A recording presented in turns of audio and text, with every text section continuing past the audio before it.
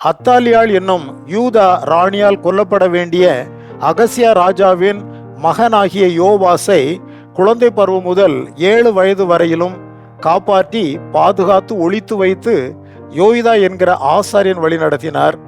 7வது வயதில் அவரை ராஜாவாக மாற்றினார்.